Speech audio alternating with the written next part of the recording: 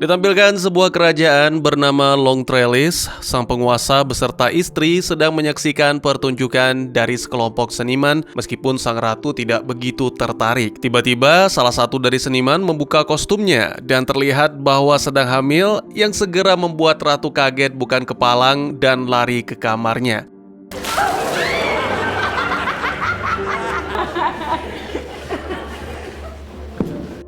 Dan ya, apa yang sebenarnya belum, sabar.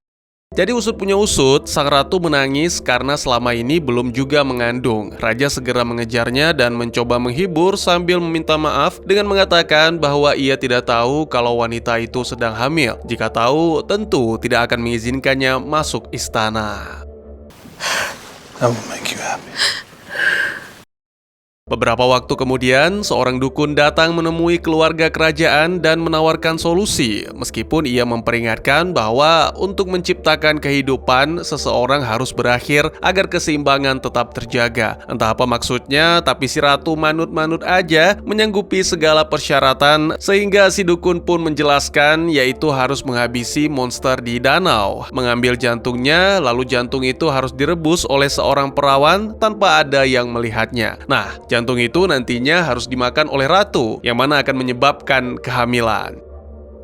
Ketika mereka tiba di danau, sang raja mengenakan pakaian selam dan segera menyelam ke dalam air, di mana ia menemukan makhluk putih raksasa sedang tertidur. Dengan hati-hati, raja mendekat dan menghujamkan tombaknya ke kepala makhluk itu. Dalam kekacauan dan penglihatan yang terbatas, sang raja terkena serangan fatal.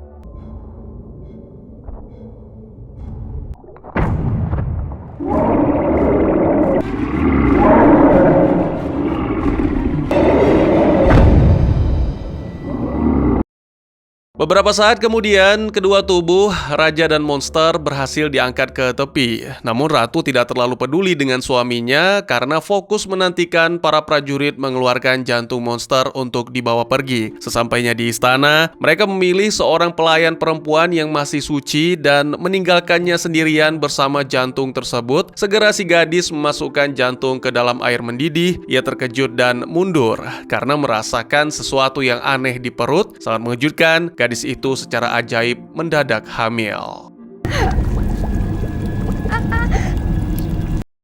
Adegan kemudian berpindah menampilkan sang ratu menyantap tanpa ragu jantung yang telah dimasak dan ya, ia pun hamil seketika. Malam itu juga, kedua wanita itu melahirkan secara bersamaan, masing-masing melahirkan seorang bayi laki-laki yang sehat. Setelah itu, diadakan pemakaman besar untuk sang raja yang telah mangkat. Namun ratu tampak tidak terlalu peduli karena seluruh perhatian dan kasih sayang hanya tertuju pada putranya. 16 tahun berlalu, anak sang ratu yang bernama Elias tumbuh menjadi remaja yang ceria dan sehat. Sang ratu selalu mengawasi setiap gerak-gerik. Meskipun demikian, Elias tetap berhasil menyelinap diam-diam untuk menghindari sikap posesif ibunya dan bertemu dengan Jonah, anak dari pelayan wanita yang melahirkan di saat yang sama dengan ratu. Elias!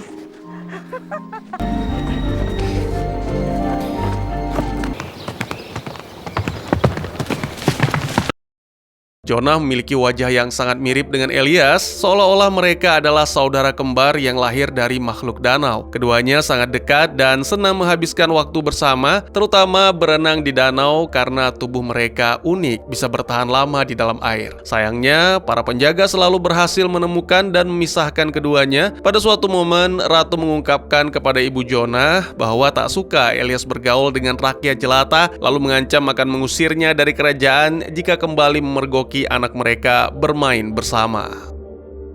Elias mendengar ancaman itu dan mohon kepada sang ibu agar tidak mengusik Jonah dan keluarga karena Jonah sudah dianggap seperti saudara baginya. Namun hal ini justru membuat ratu semakin marah dan menegaskan bahwa Elias akan menyesal jika berani menemui Jonah lagi. Tentu saja Elias tidak mematuhi dan terus-menerus menemui Jonah secara diam-diam. Pada suatu malam, sang ratu melihat Elias dan memanggilnya untuk memilihkan anting yang cocok. Ratu menyadari ada sesuatu yang tidak beres sehingga mengikuti diikuti dan akhirnya diketahuilah bahwa pemuda yang tadi memilihkan anting bukanlah Elias, melainkan Jonah. Kedua remaja itu sangat senang mengetahui bahwa orang-orang tidak bisa membedakan mereka. Lalu mereka mulai membayangkan masa depan dan merancang rencana untuk bergantian memerintah kerajaan sebagai satu raja. Bahkan Elias sempat berpikir untuk memberikan gelar bangsawan kepada ibu Jonah dan membangunkan kastil sendiri untuknya.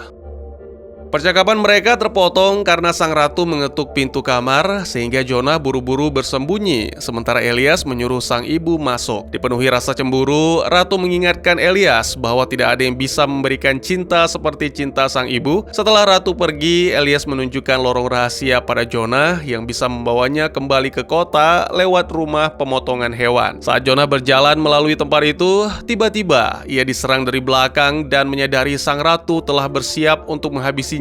Jonah memutuskan bersembunyi untuk beberapa saat, kemudian segera menyelinap keluar. Peristiwa tersebut membuat Jonah sadar bahwa ia tidak aman di tempat ini dan demi menjaga keselamatan keluarga, Jonah memutuskan untuk meninggalkan kota. Dari jendela istana, Elias melihat Jonah yang pergi sehingga langsung berlari keluar untuk menghentikan. Namun Jonah tetap menolak tinggal. Meskipun begitu, ia memahami kekhawatiran Elias lalu menunjukkan sesuatu untuk menenangkan. Jonah menusuk bagian dari pohon, batang atau akar saya kurang paham, yang lalu mengeluarkan air. Elias diminta untuk datang dan memperhatikan aliran itu. Jika air tetap jernih, berarti semua baik-baik saja, tapi jika keruh, maka Jonah dalam bahaya. Ya, setelah Jonah pergi, setiap harinya Elias memeriksa aliran tersebut dan bahkan mengusir anak-anak yang mengotorinya. Pada suatu ketika, Elias terkejut melihat aliran air yang berubah, sehingga tanpa buang waktu, ia segera menunggangi kuda untuk mencari Jonah. Kaburnya Elias segera dilaporkan kepada ratu, dan ia pun langsung membentuk regu pencari yang menyusuri hutan. Meskipun begitu, mereka tetap tak menemukan jejak Elias. Beberapa hari kemudian, Elias tiba di sebuah kota kecil dan semua orang segera memeluknya karena mengira dia adalah Jonah yang telah hilang sejak masuk ke hutan 5 hari yang lalu. Di saat yang sama, dukun kembali mengunjungi ratu dan menawarkan kesepakatan baru, yaitu ia bisa mengembalikan sang putra jika ratu bersedia memberikan tumbal. Lagi-lagi tanpa bertanya lebih dulu, sang ratu segera menyanggupi. Sementara itu, Elias kini menyusuri hutan untuk mencari Jonah yang ternyata sedang terjebak di dasar tebing dalam kondisi luka. Jadi ceritanya, beberapa hari sebelumnya Jonah jatuh dari tebing dan kakinya terkilir, sehingga tidak bisa keluar dari tempat itu. Ia bisa mendengar suara Elias memanggilnya dan mencoba membalas, tapi Elias tidak dapat mendengar. Dan sialnya, suara Jonah malah terdengar oleh makhluk mengerikan yang muncul di hadapan dan segera mencoba menyerang.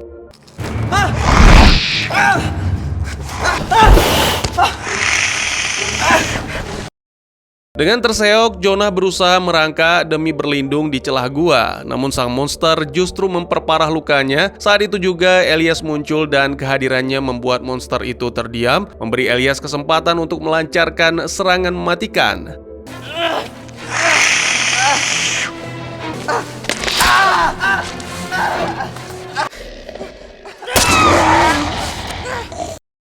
Setelah itu, Elias menolong Jonah keluar dari gua dan membawanya kembali ke kehidupan baru di kota kecil. Sementara itu, makhluk bersayap tadi berubah menjadi manusia, yang mana ternyata sang ratu.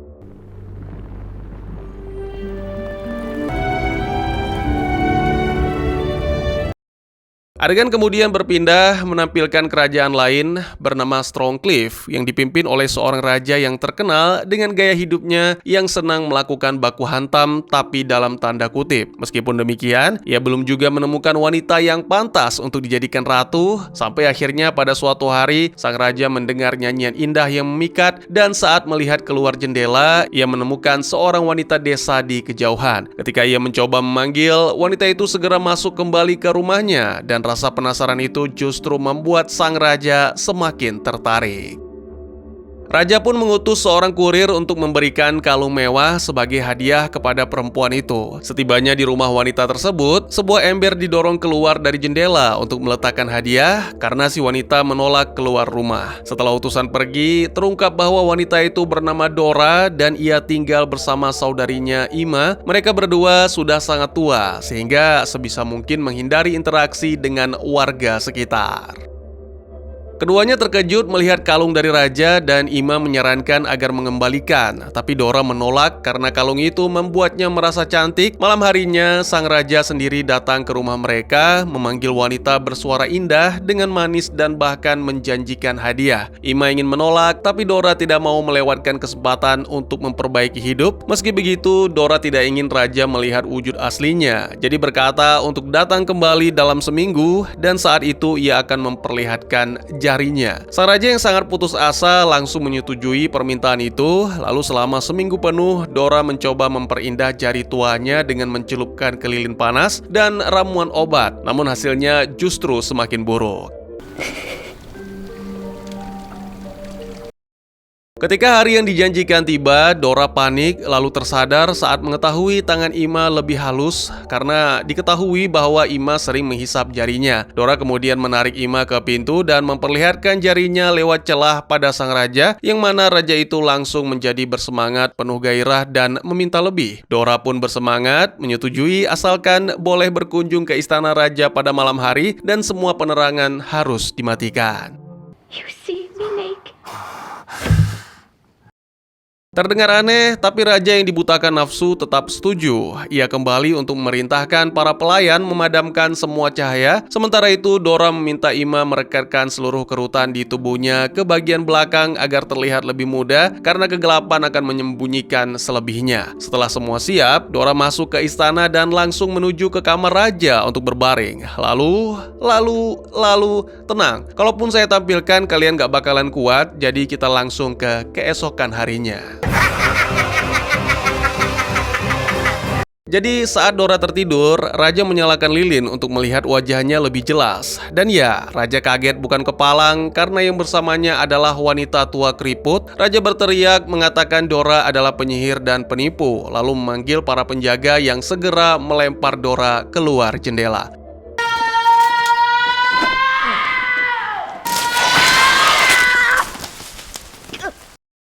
Untungnya tubuh Dora masih diselimuti kain tebal dan kain itu tersangkut di dahan pohon sehingga ia tidak menghantam tanah. Pada saat itulah seorang penyihir pengembara menemukan Dora tergantung dan menolongnya turun sambil tertawa. Ia melihat wajah Dora yang sedih dan memutuskan untuk memberinya sedikit kenyamanan. Setelah sang penyihir pergi, secara ajaib tubuh Dora mulai mengalami perubahan drastis. Kulitnya menjadi halus dan rambutnya tumbuh panjang berwarna merah. Ya, wanita tua itu menjadi muda kembali.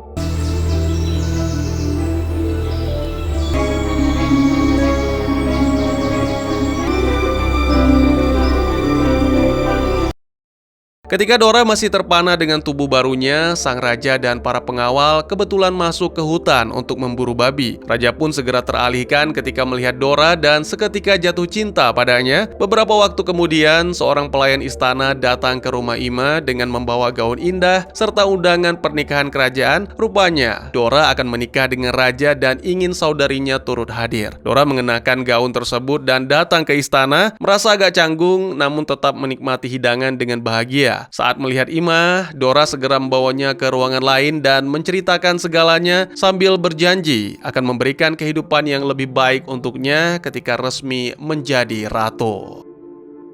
Ima pun jadi berharap sehingga ketika pesta usai, dia tidak mau pulang karena merasa kesepian tanpa kehadiran saudarinya. Ima diam-diam menyelinap ke kamar raja dan mencoba membujuk Dora agar bisa tetap tinggal. Namun Dora menolak dengan alasan tak ada yang akan percaya bahwa mereka bersaudara karena perbedaan usia yang sangat mencolok. Ima yang putus asa ingin tahu rahasia kecantikan Dora dan untuk menghentikan desakan itu, Dora pun berbohong bahwa dia mengupas kulitnya.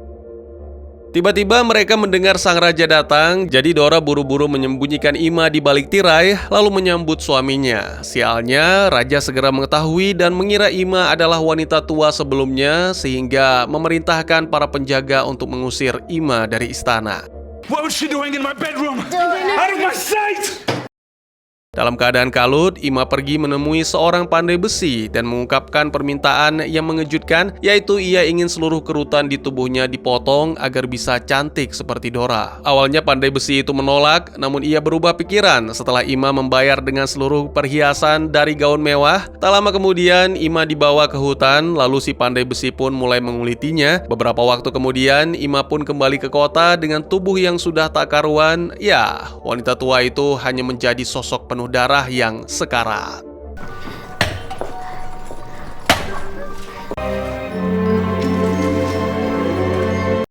Adegan kemudian berpindah ke kerajaan tetangga bernama High Hills, di mana Putri Violet sedang menyanyikan lagu khusus untuk sang ayah. Namun perhatian raja malah teralihkan oleh seekor kutu yang ia temukan pada lengan. Serangga kecil itu berjalan-jalan di tubuhnya dan membuat sang raja terhibur hingga terus mengawasi sampai berhasil menangkapnya. La la la la la la la la la la la. Setelah Violet selesai bernyanyi, mengabaikan kekecewaan, sang raja membawa kutu itu ke kamarnya dan memutuskan menjadikannya hewan peliharaan. Ia menyiapkan kotak cantik sebagai tempat tidur si kutu, bahkan sampai melukai jarinya sendiri untuk memberi serangga itu makan dari darahnya. Seiring berjalannya waktu, kutu itu mulai tumbuh besar dan sang raja pun mengajarkan beberapa permainan termasuk menarik kereta mini. Obsesi pada kutu ini membuat sang raja mulai mengabaikan tugas-tugas dan kewajiban.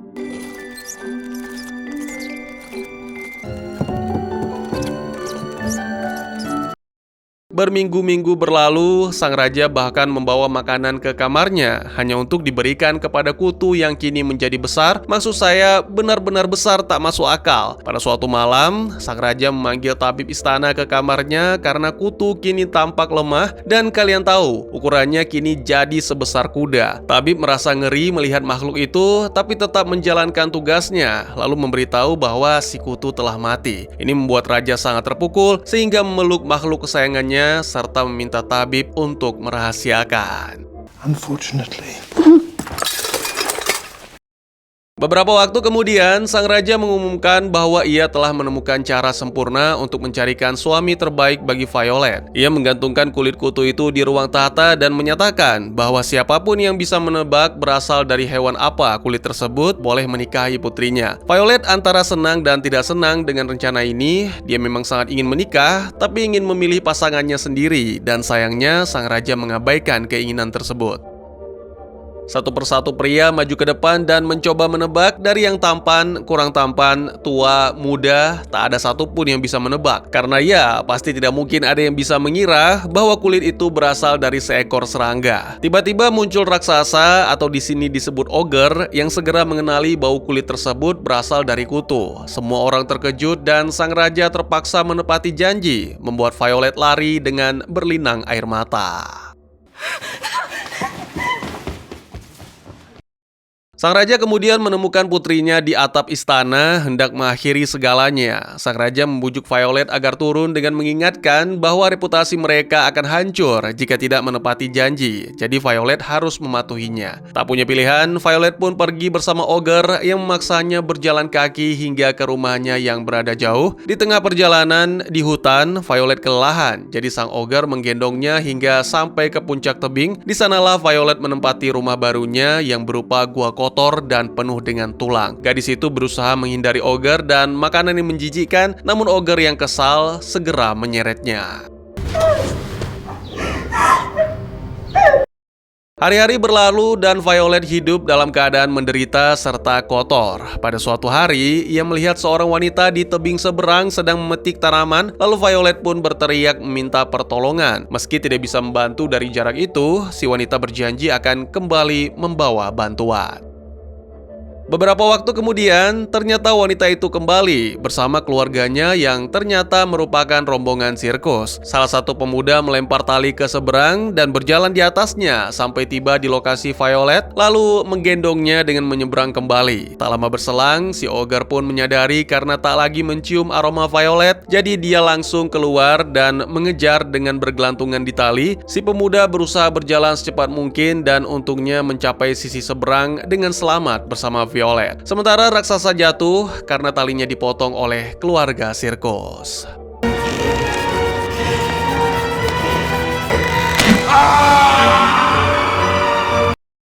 Kemudian mereka membawa Violet pergi dengan kereta dan untuk pertama kalinya setelah sekian lama Violet kembali bisa tertawa saat menyaksikan atraksi mereka. Sayangnya itu tidak bertahan lama karena Ogre ternyata masih hidup dan kembali muncul melompat ke atas kereta lalu langsung menyerang.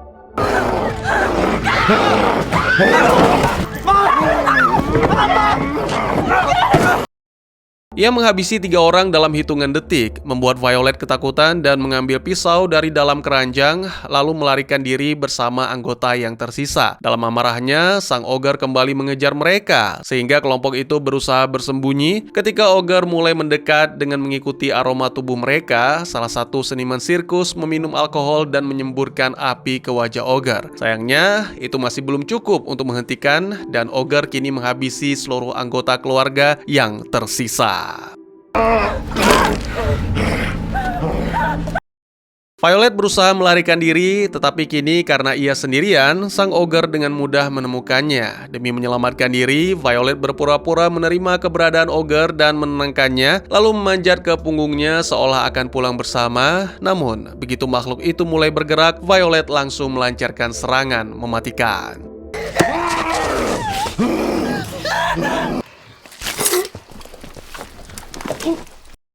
Sementara itu, di istana, sang raja merasa sangat sakit semenjak kehilangan putrinya, tetapi ketika seorang pelayan mengabarkan bahwa Violet telah kembali, ia langsung bangun dari tempat tidur. Semua orang di ruang tahta terkejut saat melihat Violet datang bersama kepala Ogre dalam pelukannya, dan mereka langsung berlutut memberi penghormatan, termasuk sang raja sendiri memohon maaf karena tidak pernah mendengarkan keinginan putrinya.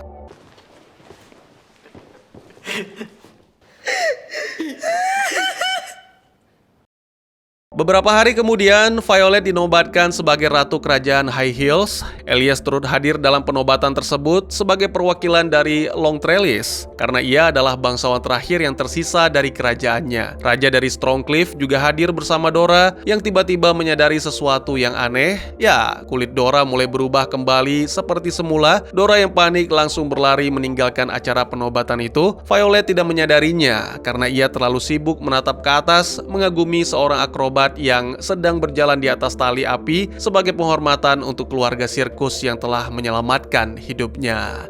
Dan tamat. Waduh, sampai lupa saya. Dan ya, apa yang sebenarnya terjadi? Meskipun telat, selamat datang dan selamat berjumpa kembali bersama saya Teguh Gusto. Bagaimanapun kabar dan dimanapun berada, semoga teman-teman sekeluarga baik-baik dan sehat-sehat saja ya. Oke, jadi untuk film barusan berjudul Tale of Tales tahun 2015, garapan sutradara asal Itali, Matteo Garrone. Sebuah film fantasi yang penuh warna, dramatis, dan sangat imajinatif. Film ini mengadaptasi secara bebas 3 cerita dari kumpulan dongeng karya Giambattista Basile yang berisi 50 cerita rakyat dengan suasana ajaib dan menegangkan. Latar ceritanya berada di dunia yang aneh dan misterius, tempat di mana seorang penyihir bisa menyulap seorang nenek menjadi gadis muda yang cantik dan makhluk besar bisa menikahi seorang putri dari kerajaan. Meskipun dibungkus dalam format 3 kisah terpisah, film ini berhasil menghadirkan benang merah tematik yang kuat tentang betapa dalam dan gelapnya keinginan manusia. Melalui nuansa fantasi yang kelam dan estetika visual yang megah, cerita-cerita dalam film ini menyampaikan refleksi tajam mengenai harga yang harus dibayar ketika seseorang terlalu terpaku pada keinginan dan hasratnya sendiri. Salah satu makna utama yang bisa diambil dari film ini adalah bahwa keinginan yang tak terkendali akan berujung pada kehancuran. Hal ini ditunjukkan secara jelas dalam kisah sang ratu yang begitu terobsesi memiliki anak. Ia rela mengorbankan kehidupan orang lain demi memenuhi hasratnya, bahkan hingga kehilangan suami demi anak yang sangat ia dambakan. Sementara itu, dalam kisah lain, seorang raja yang terpesona oleh suara perempuan tua menunjukkan betapa mudah manusia tertipu oleh ilusi. Ia tidak bisa menerima kenyataan dan lebih memilih mengejar fantasi yang pada akhirnya membawanya pada tragedi besar. Di sisi lain, film ini juga memperlihatkan betapa sistem kekuasaan dan tekanan sosial dapat menekan kehendak individu seperti yang terlihat dalam kisah seorang putri yang dipaksa menikah demi ambisi ayahnya. Penolakan terhadap kodrat dan tekanan dari luar justru memperburuk keadaan, yang menegaskan bahwa kebebasan sejati tidak bisa dibeli atau dipaksakan melalui kekuasaan.